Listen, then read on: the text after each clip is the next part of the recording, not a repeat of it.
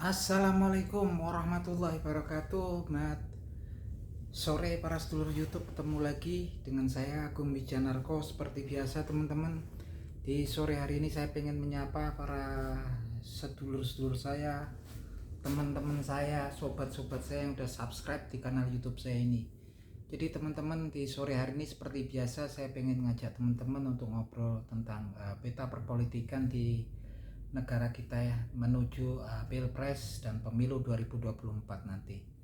Jadi teman-teman, beberapa waktu yang lalu, ini khusus untuk para supporternya Anies Baswedan ya, saya ada suatu peristiwa yang sebetulnya sangat penting untuk kita obrolin ya, untuk kita cermati gitu kan.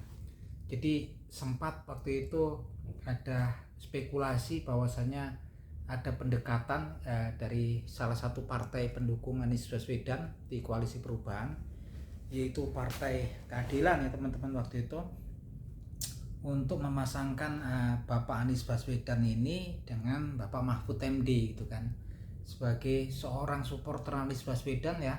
Saya sendiri waktu itu dengar berita itu sangat gembira sekali gitu kan.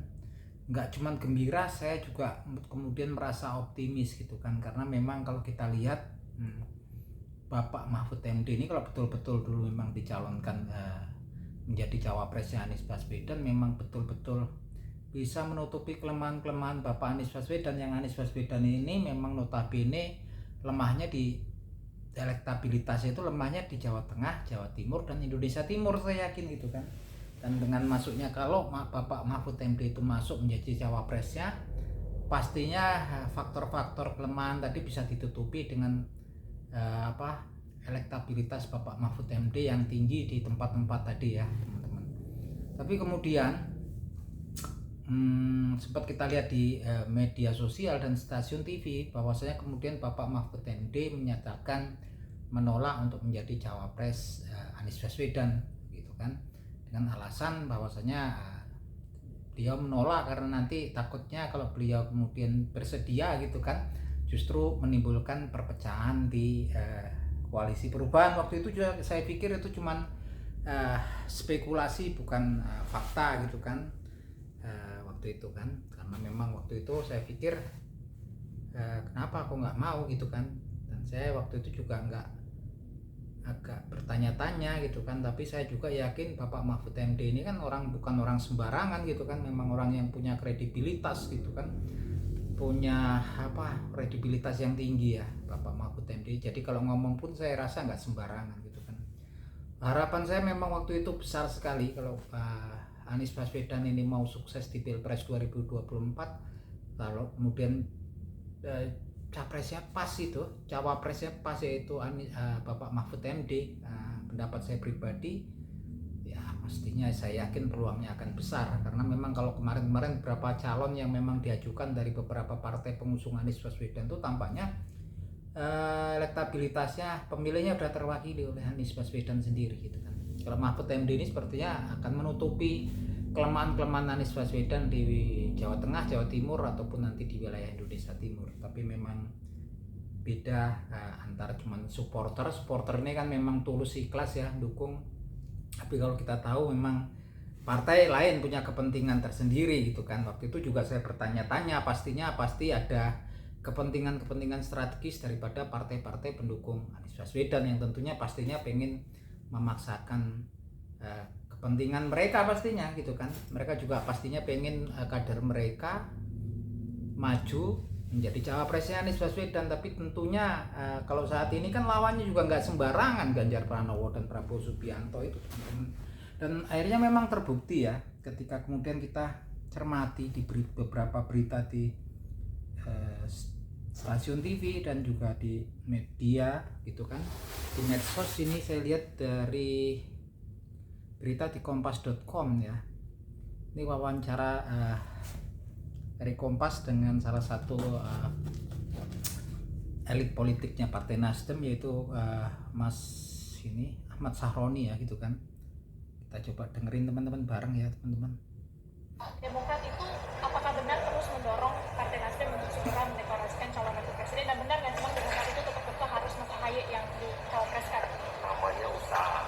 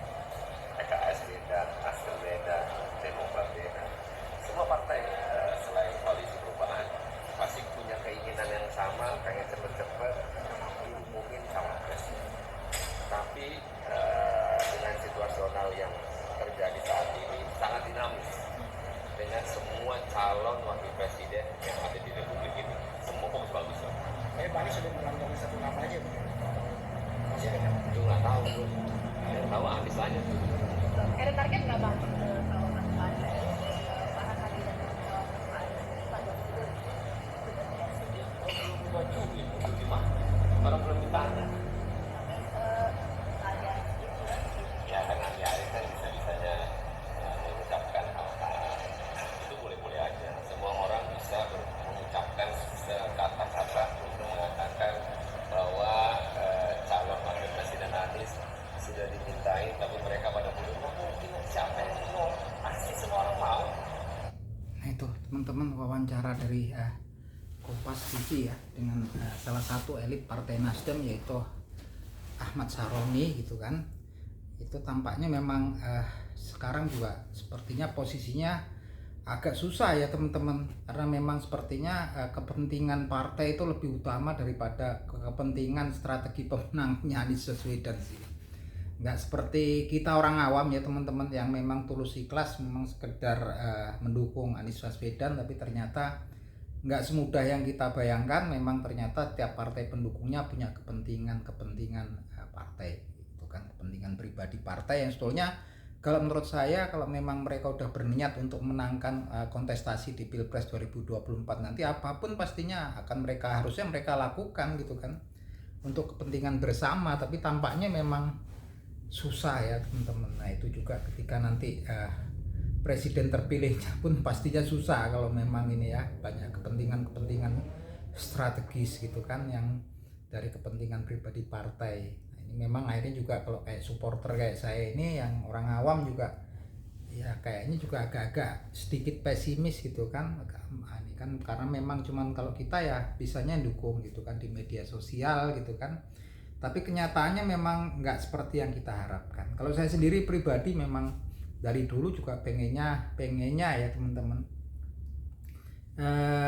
cawapresnya betul-betul yang memang bantu elektabilitas Anies Baswedan gitu kan, bantu penambahan suara. Dan itu kalau saya pikir di nama Bapak Mahfud MD itu sudah terpenuhi semua kriterianya ya teman-teman. Dan memang betul ya kalau kemudian Partai Nasdem itu mengadakan pendekatan di situ, mereka berpikir maju ya gitu kan, bukan cuma untuk kepentingan partai mereka sendiri gitu kan. Tapi kita nggak tahu kedepannya juga masih panjang. Semoga yang terbaik lah nanti untuk Bapak Anies Baswedan ya, yang terbaik gitu kan. Kalau kita lihat dari partai Nasdem sendiri betul-betul saya angkat topi gitu kan, salut, karena memang dari Bapak Surya Paloh sendiri udah memberikan kebebasan gitu kan untuk Anies Baswedan untuk menentukan cawapresnya sendiri gitu kan, dikasih kebebasan gitu kan, suruh milih sendiri cawapresnya siapa gitu kan.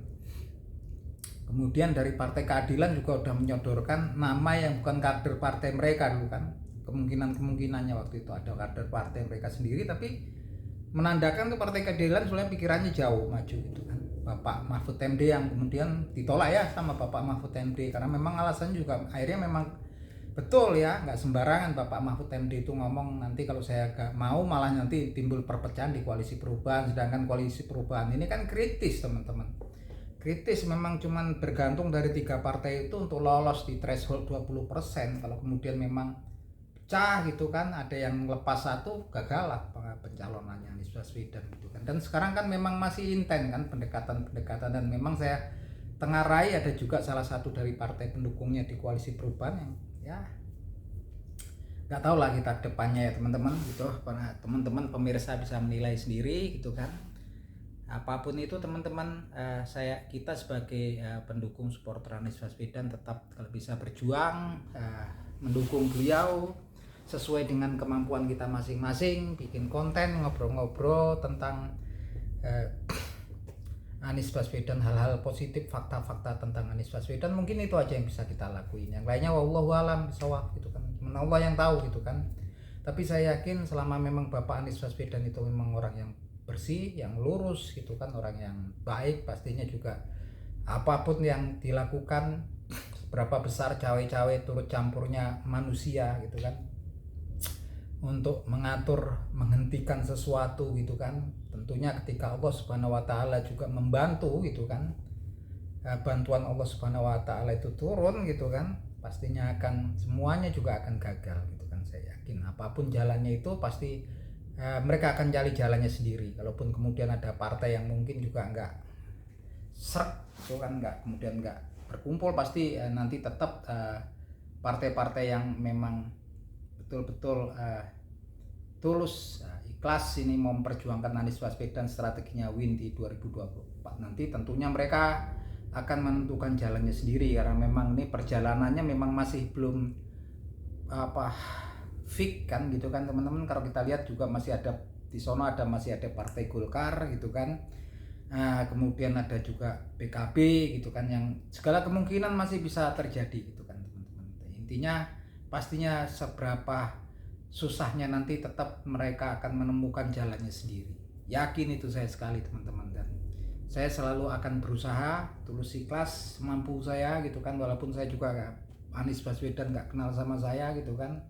Saya pengen mencari mendukung pemimpin yang memang cocok, memang menurut saya tepat ya untuk memimpin negara kita di masa depan gitu kan. Apapun itu yang bisa kita lakukan hanyalah berusaha sesuai kemampuan kita, dan juga berdoa, bermohon pertolongan dan perlindungan kepada Allah Subhanahu wa taala agar Anies Baswedan bisa lancar perjalanannya menuju Pilpres 2024 nanti. Yang jelas jalannya semakin terjal, semakin sulit, tapi insya Allah dengan dukungan teman-teman, sobat Anies Baswedan, sahabat Anies Baswedan, relawan Anies Baswedan, saya yakin gitu kan akan sukses di 2024 nanti. Jadi teman-teman memang sedikit ya, memang kalau kita lihat memang akhirnya juga saya juga males kalau untuk ngamati gitu kan, ketaranya memang agak susah ya gitu kan. Kalau memang urus antara pendukung, relawan, sahabat Anies Baswedan dengan partai politik itu agak berbeda ya gitu kan. Dari tadi wawancara Kompas TV tadi dengan Bapak Ahmad Saroni udah ketara betul ada kepentingan strategis partai, kepentingan pribadi partai yang kadang kalau sebetulnya kalau mereka berkepala dingin tentunya akan berhitung lagi gitu kan. Apalagi kemudian mendesak-desak supaya cepat mengumumkan cawapresnya. Langkah yang tergesa-gesa itu seperti menurut saya bisa merugikan ya gitu kan. Sementara partai lain juga masih menunggu kan, kita lihat ya kan akan dilihat ini. Karena memang pasangannya yang pas tuh antara nasionalis sama religius gitu kan.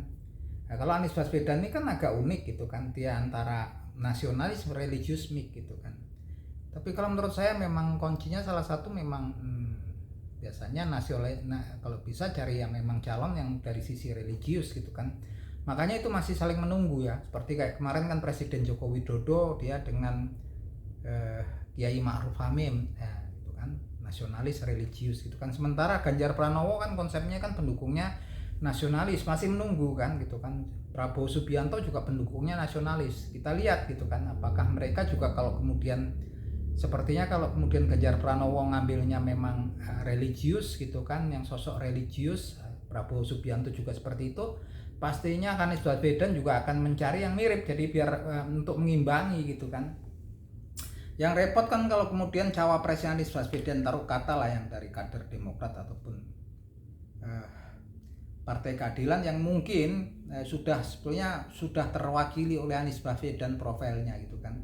Kalau kemudian nasionalis pasang cawapresnya nasionalis, ketemu kemudian Ganjar Pranowo dipasang nasionalis plus religius, atau Prabowo Subianto kemudian dia nasionalis wakilnya religius, ya repot ya teman-teman, semakin kecil kemenangannya kan gitu kan, peluang kemenangannya kecil gitu kan. Karena sebenarnya kalau pasangannya dengan kader Partai Demokrat ini posisinya kan nasionalis gitu kan. Nanti kalau kemudian ditunggu itu masuk yang sono dari capres yang lain juga milih nasionalis religius, ya repot ya teman-teman. Karena memang itu harus dihitung untuk strategi. Kayak saya itu dulu pemain catur memang harus dihitung agak lama gitu kan, hitungannya, karena ini memang masih saling menunggu gitu kan. Dan ini memang suatu problem tersendiri kalau menurut saya untuk Anies Baswedan gitu kan. Karena beliau kalau kemudian mengambil tokoh di luar salah satu kader partai pendukungnya, pastinya kalau kita lihat dari wawancara tadi ada kemungkinan gitu kan, lepas kemungkinan, ada kemungkinan spekulasi gitu kan, analisanya seperti itu. Terlepas dari itu memang banyak partai yang memang kemudian sampai saat ini belum betul-betul terikat gitu kan. Masih ada Partai Kebangkitan Bangsa 4 Caimin atau Muhaimin Iskandar, kemudian Partai Golkar dari Erlangga Hartarto ya gitu kan. Nah, kita nggak tahu depannya seperti apa, kita doain aja kemudian Anies Baswedan ini bisa kemudian memecahkan problem-problem ini. Problem-problem kayak cawapres ini saya pikir ya berat ya gitu kan. Karena sebenarnya kalau pasangannya konsepnya nasionalis kayak gitu ya, analisa saya pastinya susah teman-teman gitu kan. Nah, kalau menurut teman-teman gimana? Coba teman-teman bisa kasih analisanya, bisa komen di bawah gitu kan. Semoga bisa jadi masukan buat saya dan bisa untuk bahan obrolan kita di lain waktu. Oke, gitu teman-teman, obrolan kita tentang perpolitikan menuju Pilpres dan Pemilu 2024. Nanti semoga tambah menambah teman-teman saya, sedulur-sedulur saya, sobat-sobat saya di YouTube. Oke, gitu teman-teman, salam seduluran dari saya Agung Wijanarko dari Yogyakarta.